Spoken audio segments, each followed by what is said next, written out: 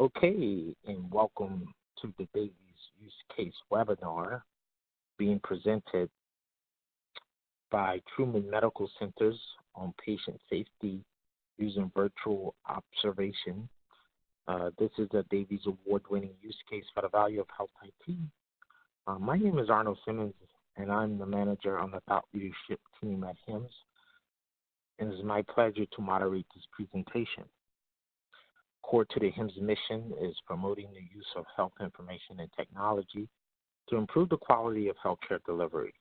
So HIMSS promotes and advocates the integration of clinical decision support and best practice guidance, access to clinical data to analyze progress, and information and technology-enabled patient safety tools for all healthcare organizations, clinicians, patients, and community members as vehicles for improving patient outcomes. The HIMSS Nicholas E. Davies Award of Excellence is the pinnacle of the HIMSS Value Recognition Program. The Davies Award recognizes outstanding achievement of organizations from around the world who utilize health information and technology to improve patient outcomes and value. The Davies Award-winning use cases have been peer-reviewed to validate sustainable, improved patient and business outcomes resulting from health information and technology-enabled care delivery. It is my pleasure to welcome our speakers from Truman Medical Centers. We have Mitzi Cardenas, who serves as the Chief Administrative Officer, and Amy Peters, who's the Chief Nursing Officer.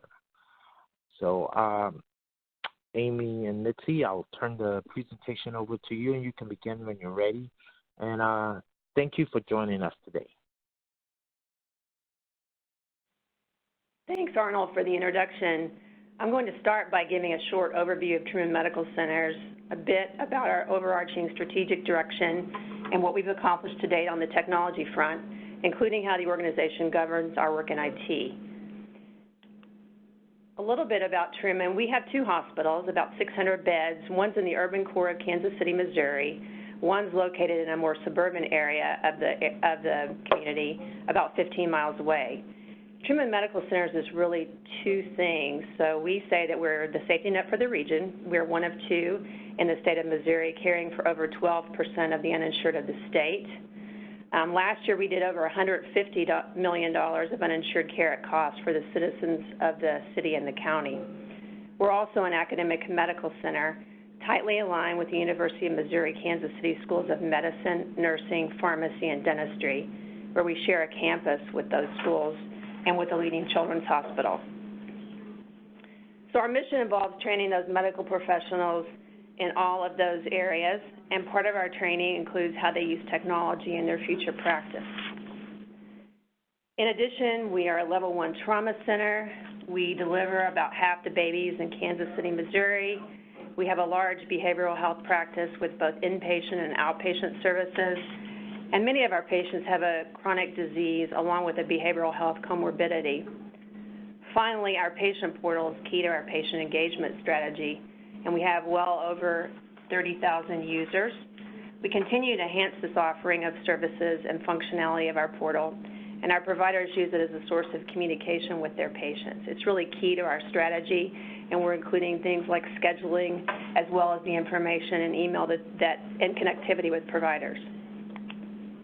So a little bit about our strategy. This slide represents our strategic map and our strategy guides our decision-making and initiatives we take across the organization. As a safety net, we'll start at the bottom. As a safety net, strong financial performance is very important to us as we work with very narrow margins. Operational excellence to drive our financial performance is extremely important to us. We have three strategic directions, the first being primary care excellence. Not only do we train primary care providers, but having access to primary care is really imperative to the health and well-being of our particular patient population and all patient populations. Chronic disease leadership. Over 70% of our patient population suffers from one or more chronic diseases, and many also have a behavioral health comorbidity, so our patients are very complex. Our ability to manage these patients is important to our overall strategy. And as a safety net, the final section, our strategic partnerships, across the community and state are significant to our ability to carry out our mission. Of course, all of that has an overlay of an exceptional patient experience. Our 2025 objective is to be a premier academic medical center providing the highest quality of care to the community, and that's supported by the 4 pillars of our plan. First of all, to be an employer of choice, providing exceptional programs to attract and retain the highest degree of talent across the organization. To be a provider of choice for all, regardless if they have the best insurance or no insurance at all. To be a physician health system of choice, providing an environment that attracts the highest caliber of physicians. And finally, a strategic partner of choice, carefully selecting the right partners and working with them in a way that supports a win-win for both of us. And probably most importantly, our strategy is surrounded by our efforts to ensure the highest level of safety for our patients and the highest quality of care. So I'm going to tell you just a little bit about our technology journey over the year. Truman has considered technology to be a strategic asset long before that was popular in the press and with the other healthcare institutions.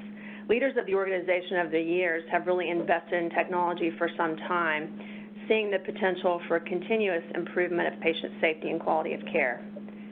This timeline shows our progress with technology over the years, along with our focus on measuring our success by looking to the outcomes we've achieved. So all the things at the bottom of that slide really show our progress and how we have moved from looking at things like turnaround time and system uptime to outcomes, clinical outcomes like reduction in falls, VTE, and importantly, return on investment. We began our relationship with Cerner in the early 1990s.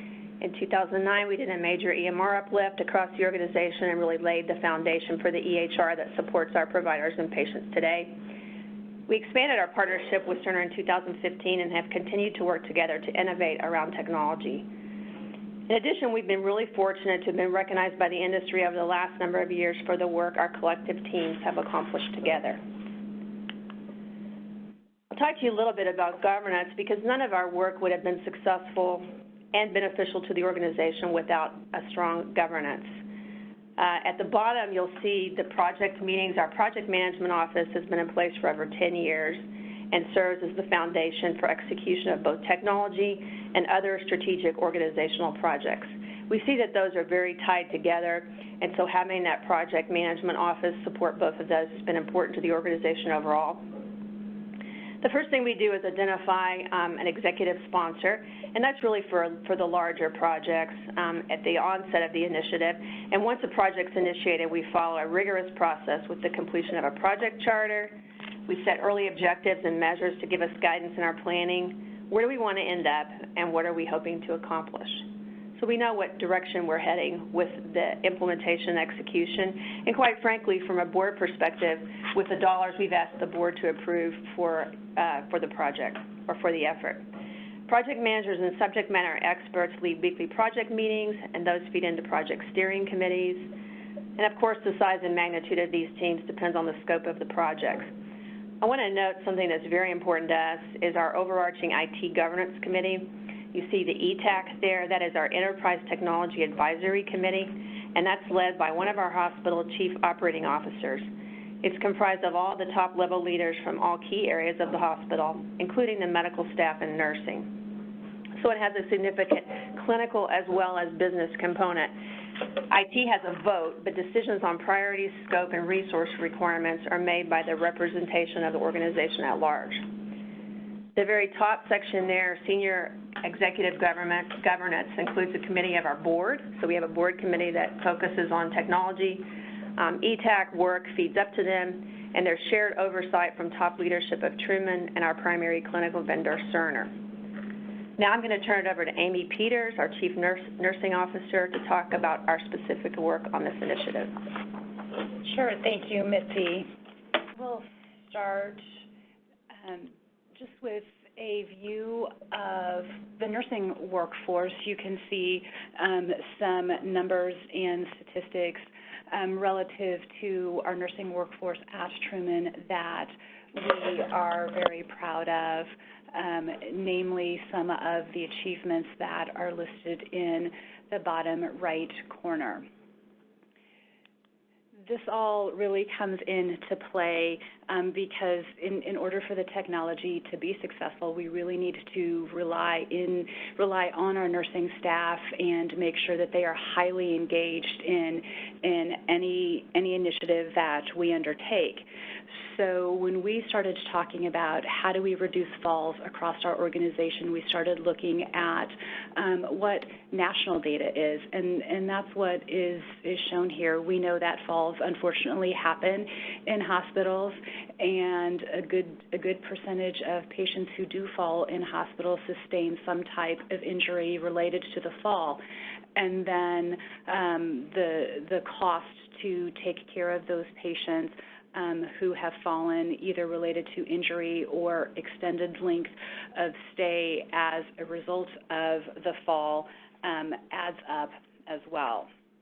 So for Truman, we took this into account, and we also looked at our human resources, because recognizing the high number of patients that we identified as being at risk for fall in our organization, our solution was to put a physical sitter next to that patient. And so what that ended up doing is pulling our human resources, our patient care technicians, off the floor, and it took them out of our staffing mix and prevented them from being able to help the nursing staff provide patient care. This was a dissatisfier primarily for our nursing staff and for our techs, and also for our patients, because the patients realized that they had sometimes a longer time to wait for simple requests such as water or assistance with toileting or other simple requests. So as we continued to talk and to hear the frustration from our staff related to our growing number of sitters on a shift-to-shift basis, we really started to, frame the problem and then look at if we were to launch a project, or if we were to put an IT solution around falls reduction and helping to right-size our workforce, meaning returning our techs to the floor and trying to alleviate them sitting at the bedside as much as they were. We looked at just a few simple goals, which first and foremost was to maximize the time of caregivers at the bedside. Of course, we wanted to take into consideration how we avoid those never events, those falls from happening in our organization.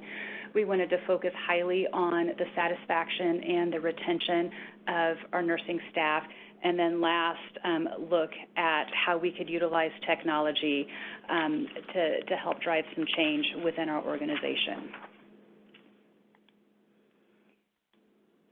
So during the design and implementation phase, we really looked at a couple of different vendors. Cerner was not just a vendor that we looked at and said yes because of our relationship. We did our due diligence and we evaluated other vendors, but did circle back to Cerner because of the fit within our EMR. It was just a very seamless integration with the EMR and the other existing technology that we had in place.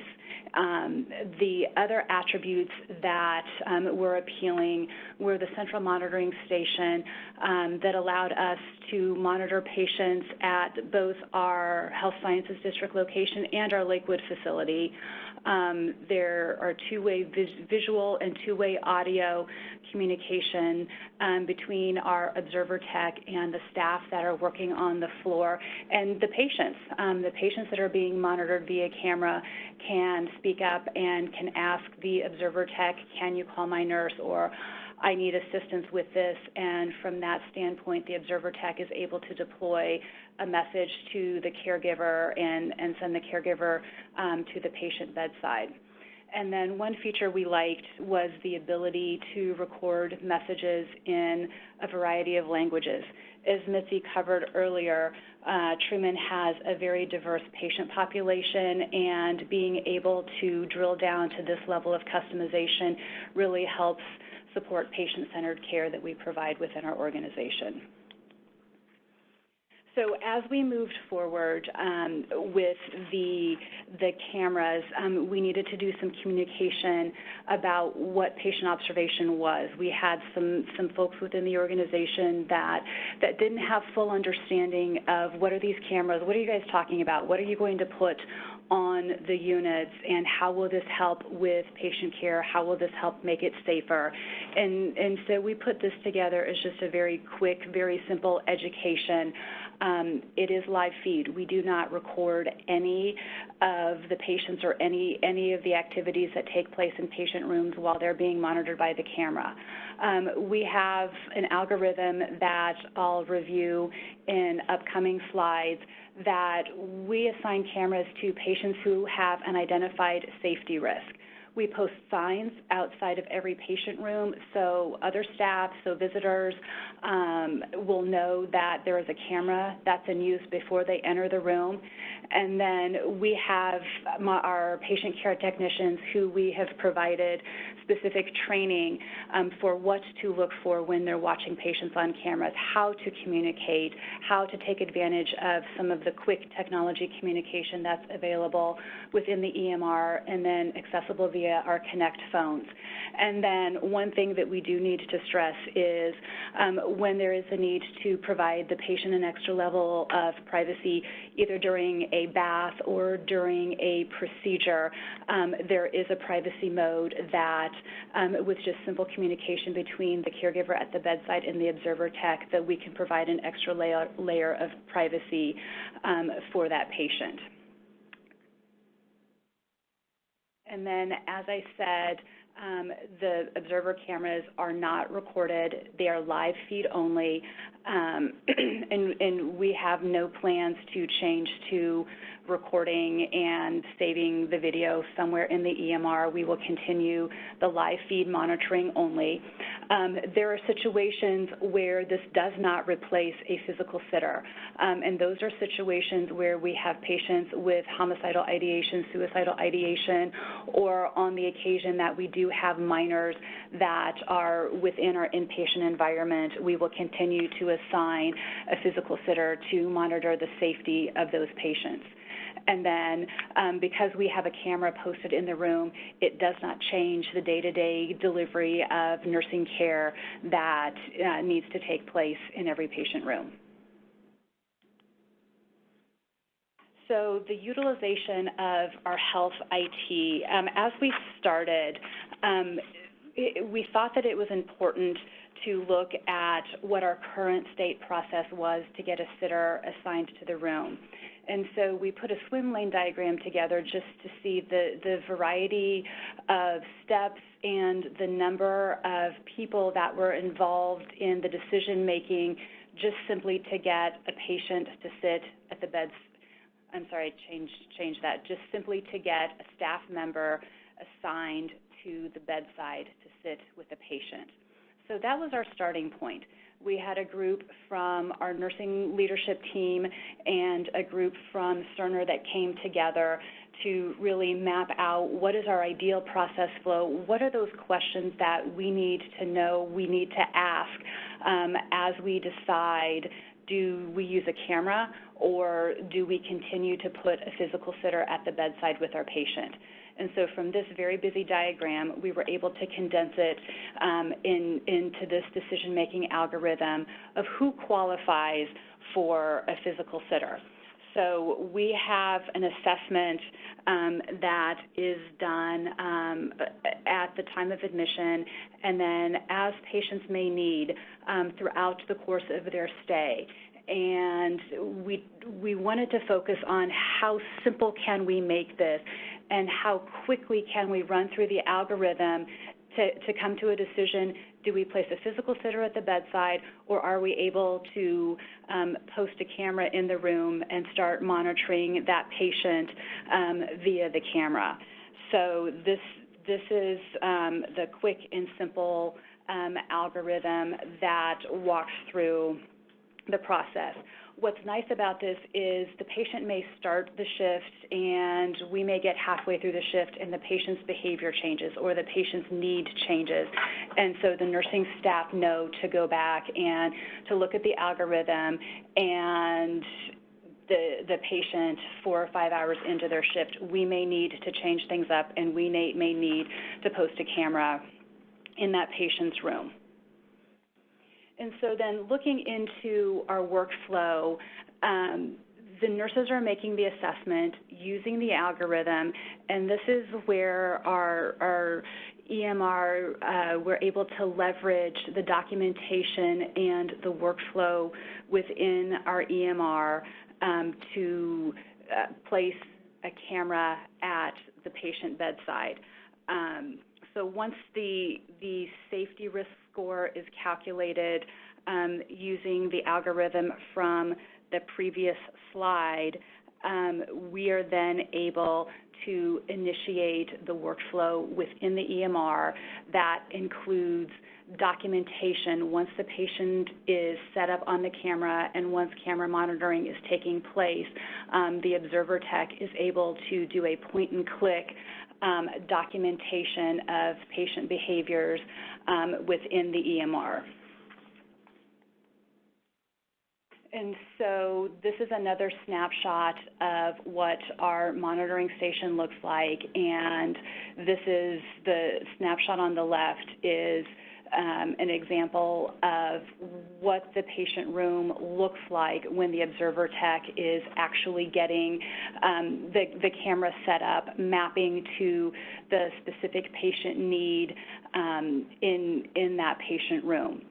We know through the course of our pilot that monitoring 12 patients per monitoring station is really our happy spot. We have 14 cameras available to use and to monitor between our two facilities, but based on feedback from our observer techs, when you put all 14 images on a single monitor, the images are really too small, and that poses additional safety risks that we didn't feel we needed to take on, and so we have capped our monitors, or the cameras that we can monitor per monitoring station, at 12. And as I mentioned, the cameras are set up and they are unique to every single patient. The observer techs know where to set the motion zones, and that changes whether the patient is in the bed, or we're able to set the motion zones up if the patient is sitting up in the chair, but that is quick and easy for our observer techs to change based on the patient needs. And so moving in to talk about the observation tech workflow, as with the nursing documentation, the documentation that our observer techs complete is very simple as well. It is within the EMR.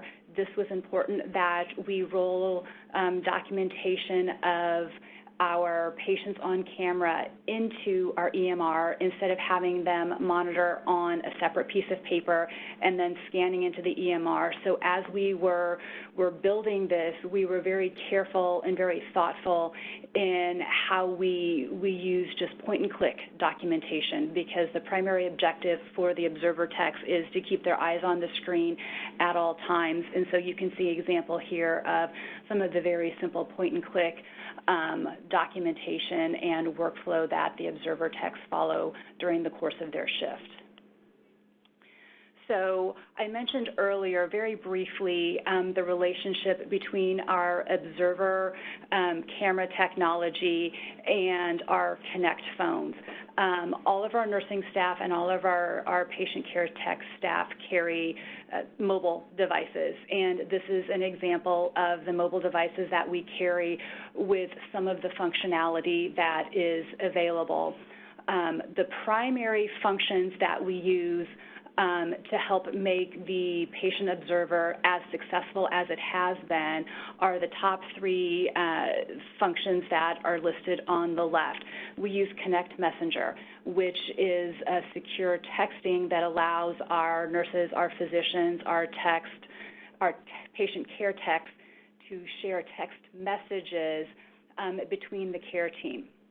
The next that we use that is essential are the clinical notifications and alerts.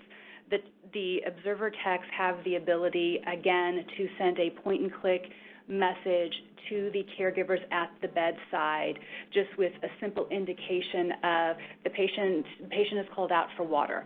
And so we have a point-and-click option on the observer tech screen where they can alert the caregivers the patient needs water. That will deploy the tech to the bedside instead of sending the nurse to the bedside. And then the most important is these are cell phones, and they still do work as cell phones, and the techs can dial the number of the nurse and relay the message that the patient needs. I can't stress enough how important the use of easy communication has been in making the observer cameras as successful as they have been within our organization. This is an example of the alerts and notification screen that is set up in our observer room that lists the point-and-click options that our techs can choose to communicate with the caregivers who are at the bedside. So as we were talking about this project, it started as a pilot, and we needed to find some way to quantify the benefits of the observer cameras and the benefits of the various alerts. And so we set out to say we'll have an overall reduction in falls by implementing the cameras on 2 of our pilot units. We should have an overall reduction in patient falls. We should also see an increase in patient safety events. The cameras have the ability to really zone in or hone in on very small areas. So if a patient is somehow indicating that they may pull an NG tube or may pull an IV out, we are able to set safety zones around the very small area around the face, the head, and the neck, or around the arm where the IV is located. And every time the patient makes a move in that area, then there's an alert that gets sent to the staff member. The observer tech sees that and is able to alert the staff member so they can go in and prevent a tube or line from being dislodged. We have also realized that with the wide angle of the cameras, we are able to set the safety zones across the plane of the door to help prevent patient elopements. This allows the patient the ability to be up and about, mobile in his or her room, but as soon as they make a move to exit the door of their room, then the observer tech is able to catch that and to immediately send a notice to the staff on the floor so we can prevent a patient elopement and prevent a possible safety event. And then also, we have had the opportunity to use the video monitoring in some visitor situations where visitors may not always do what's right or may not always do what's safe in regards to our patients. So we've been able to keep an extra set of eyes on in some certain situations in order to provide another level of safety for our patients.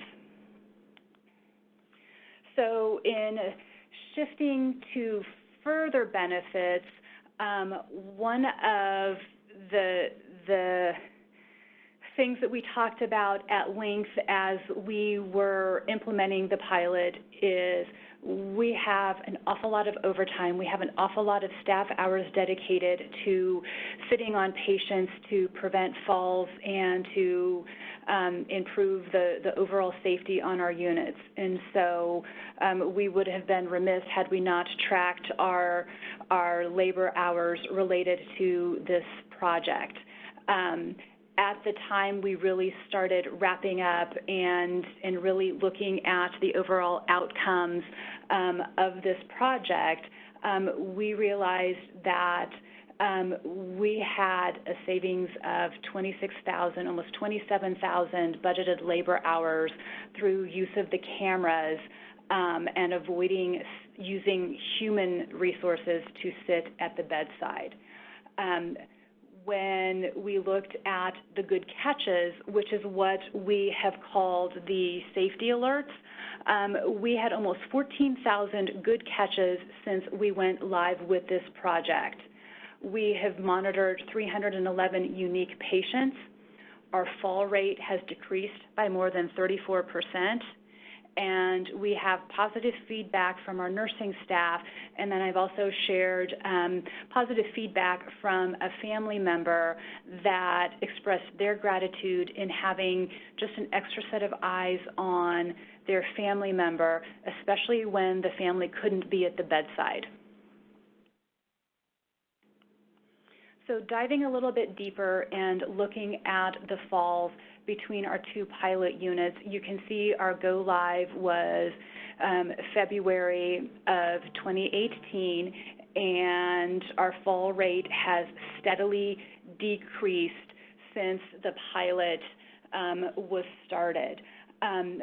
We recognized a decrease not only on our pilot units, but on all of our other inpatient units as well.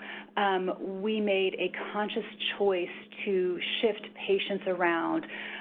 Some days it was a little challenging based on our census, but we made the choice to shift patients around if they were identified as being at risk for falling, so we could put them on one of these two units and take advantage of the cameras and the technology to help provide another level of safety.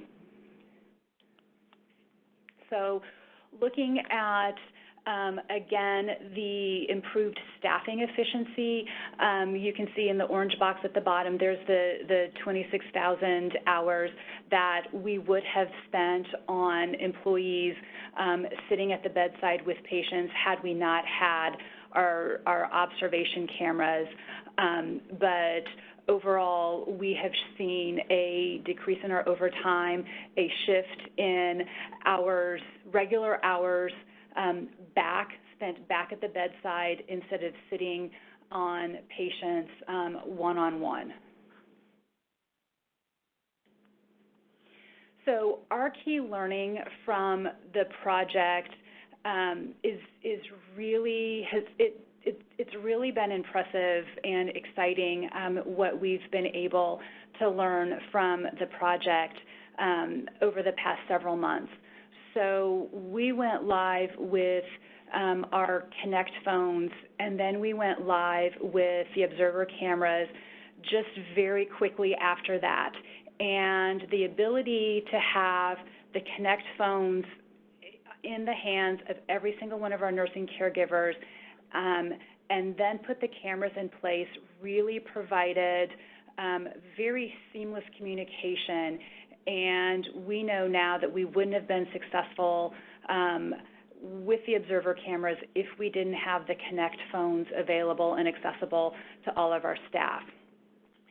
We spent a lot of time training and educating our staff, and then we spent a lot of time training and talking with our patients and their families about what to expect.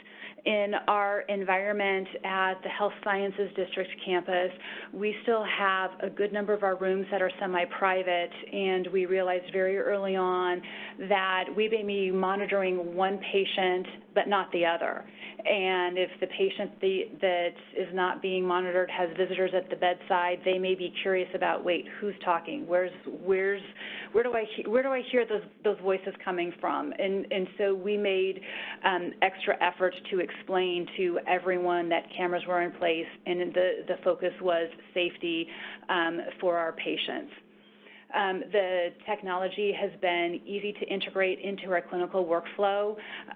You can see from the swim lane diagram that I talked about earlier in this presentation, we went from a very cumbersome, very clunky decision-making process to a very simple, very seamless decision-making algorithm that fits very nicely into the clinical workflow. We have really empowered our nursing staff. decision-making algorithm to place a patient on camera or not is driven strictly by our nursing staff. We do not rely on physician orders to place a patient on camera or not. We do often talk and consult with our physician partners, and there are times now that the physicians know that we have the cameras available. They'll approach the nursing staff and say, hey, I just rounded on this patient. What do you think of putting this patient on the camera? Do you think that that would help? And then we have had very significant nursing leadership support. This has been something that we have talked about for many months, and I'm very pleased that we were able to pilot on the 2 units and show the successes from that pilot project that we have. Our key learnings with the observation techs, that it is to their advantage to have multiple ways to communicate, either via real-time alerts, sending secure text messages, or dialing and placing voice calls directly to the caregivers at the bedside. We test those alerts on a daily basis. We worked through a lot of what's the ideal patient load per monitoring station. This was trial and error, and we have settled on 12 images per monitoring station as being our ideal spot for observer monitoring.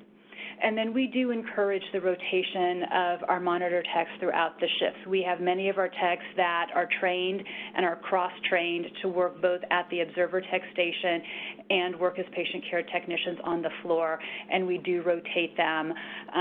We've hit an every 4-hour rotation where we'll get them up and we'll move them out from in front of the cameras and replace them with somebody who's been working on the floor just to keep people's attention focused on the cameras throughout the remainder of the shift.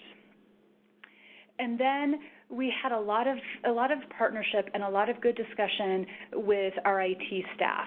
The cameras really drove a change in our IT staffing model that supported timely hanging of the cameras in each room. When we first started talking, it was really pointing to, well, the nurses are going to have to get a stool or a chair and climb up on that stool or that chair and hang the camera, and that's not what we want our nursing staff doing. And so through a lot of discussion, we were able to arrive at the model that we have today, where we can contact somebody in our IT department, and they are on the nursing units very quickly to mount the camera in the room at the patient bedside as needed. We do continue to look at our staffing model as we talk about adding cameras on different units and how can we use cameras for purposes other than what we have already thought of. Our cameras that are in use currently at the Health Sciences District are not mobile. They are hardwired into the rooms, but the cameras that we utilize at our Lakewood facility are mobile, and we are talking about how we can use mobile cameras to a greater extent at our Health Sciences District campus. And then we constantly look at the analytics that are needed to support and sustain the ongoing success of the observer cameras. And so what's next? We're continuing to look at the nursing algorithm. Is it sensitive enough? Are we picking up the right patients? Are we identifying right from the beginning this patient needs to be on camera? Or are we identifying at some point during the course of their stay that we may need to put a patient on camera? But these are nursing-owned protocols, and so we have the ability within the nursing division to evaluate and to make changes based on what we've seen with patients, and then just continue to test to make sure that those algorithms are effective. We are talking about expanding this into other clinical areas, our ICU and our progressive care units, and those are areas where we are talking about utilizing mobile carts instead of hardwiring patient rooms and having a fixed camera in the room. And then last, we are really looking at how we can use our cameras in our adult psych or our geriatric psych units. At this point in time, the use in psych is still at the conversation level, but we think there are some of those patient situations where having a camera would definitely be advantageous. So, in summary, this project has really been designed to address the problem in our organization, which was heavy utilization of physical sitters at the patient bedside, which took them away from the patient care duties on the floor. We designed workflows heavily utilizing our technology, heavily utilizing what tools and resources are available to us within the EHR. We worked through our Truman and IT governance structure, had multiple conversations assuring that we were on the right path, and we were very slowly and steadily pressing forward to implement this technology in our organization. The virtual sitter equipment and software, our EHR workflows, the communication devices, everything that has just fallen into place from a healthcare IT standpoint and works so well together. Our training with the staff was fairly straightforward. They were very relieved to know that they got some type of reprieve, some type of assistance in helping to keep extra eyes on their patients. And as a result of that, we were really able to leverage and say, you've got your phones, let's use your phones, this all works together. And then our values that we recognized from the project overall, we have seen a decrease in our falls by more than 34%. We've seen almost 14,000 good catches or potential safety events that we have avoided by use of the cameras. And then one of the also very important aspects that we measured with this project is looking at our labor hours. We've decreased our overtime hours and have been able to improve our staffing efficiencies by 78%. Okay, we would like to thank Mitzi and Amy for joining us today and sharing their Davies stories on patient safety using virtual observation. And we would like to remind our listeners where to go find other Davies use case recordings and information on how to apply for Davies. That information can be found at the HIMSS Davies Awards website at hims.org/Davies. That is hims.org/Davies. Again, thank you for joining us and thank you for listening.